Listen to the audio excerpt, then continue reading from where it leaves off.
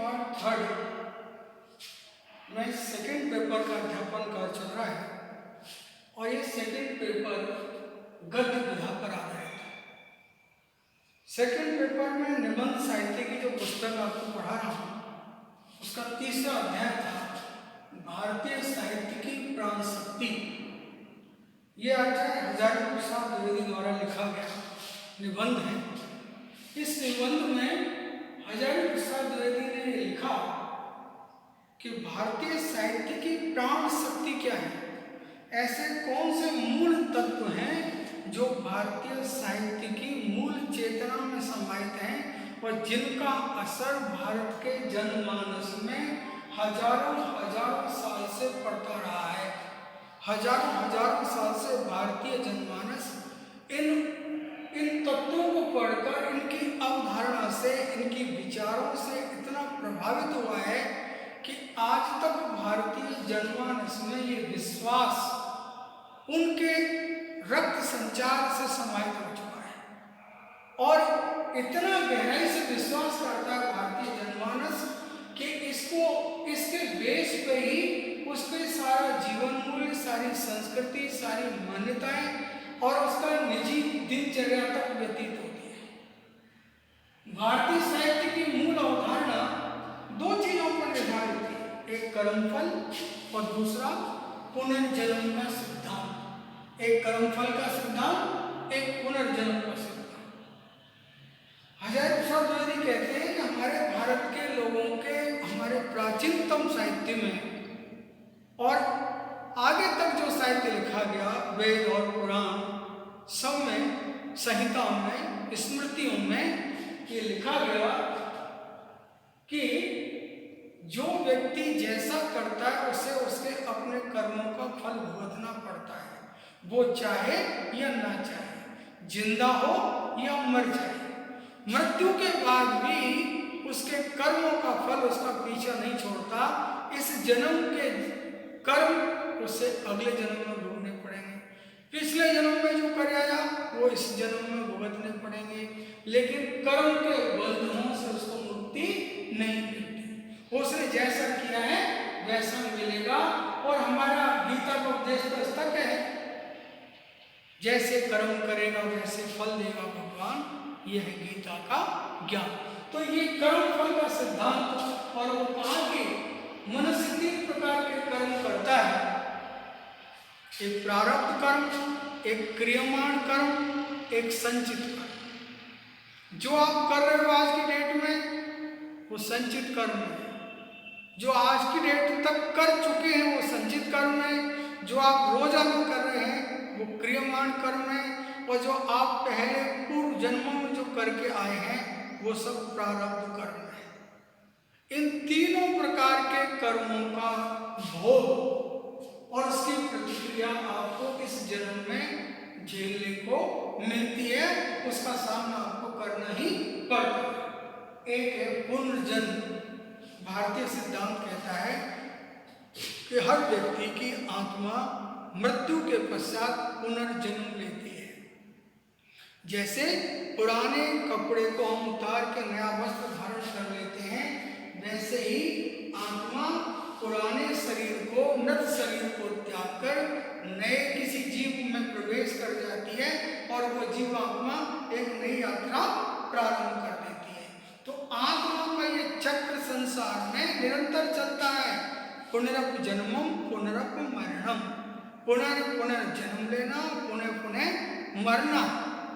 लेकिन आत्मा मरती नहीं है, वो अजर अमर है, शाश्वत है, न उसको आग लगा सकती है न उसको कोई अस्त्र शस्त्र से काटा जा सकता है।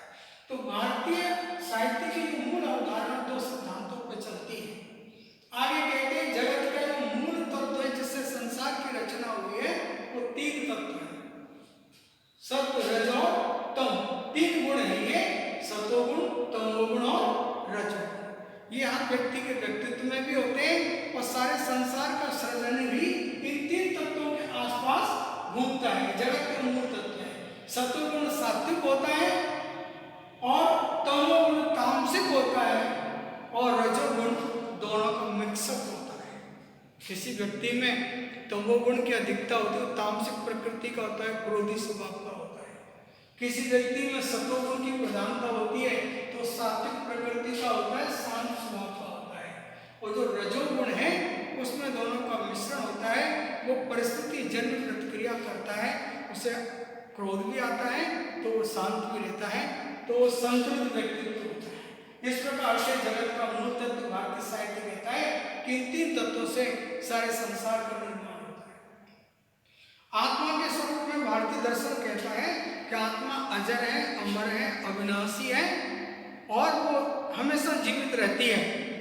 और इस आत्मा बार बार शरीर में जन्म लेने के साथ आती है और शरीर के नष्ट होने के बाद आत्मा की पुनः यात्रा शुरू हो जाती है और शरीर ही रह जाता है। तो आत्मा ईश्वर का अंश है, जैसा कि मानस में भी लिखा है तुलसीदास जी ने, ईश्वर अंश जीव अविनाशी, चेतन सहज, चेतन अमल सहज सुखरस। तो जैसा गीता में कहा है, हमारे सारे भारतीय साहित्य में भी आत्मा को अजर अमर बताया है और कहते हैं कि शरीर छूट जाता है लेकिन आत्मा अपने अनंत लोक की यात्रा पर चली जाती है और जीवित रहती है। इसलिए भारतीय दर्शन में श्राद्ध पक्ष भी चलता है और भी बहुत सारे मृत्यु के पश्चात भी बहुत सारे संस्कार चलते हैं।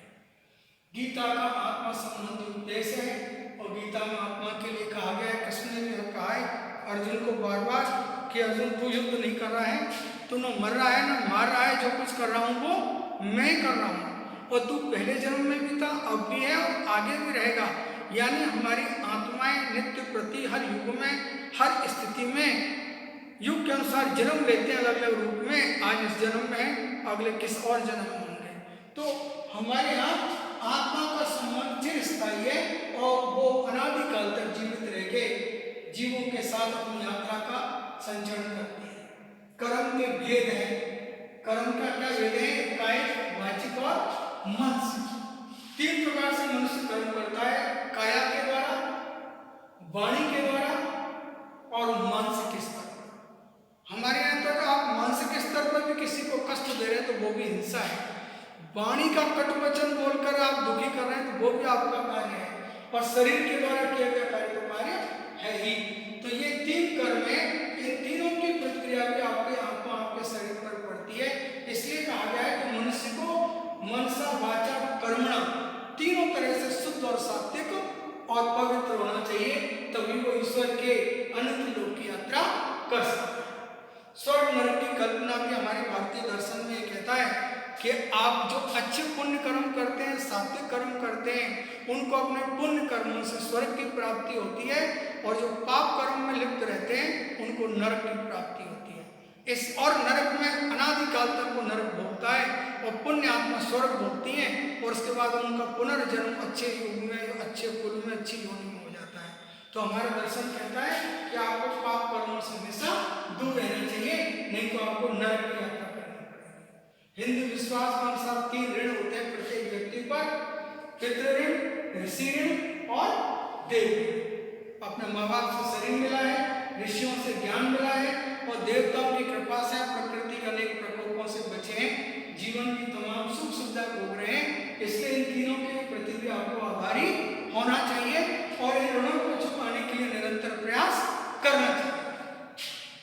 हिंदू मत में 4 पुरुषार्थ है।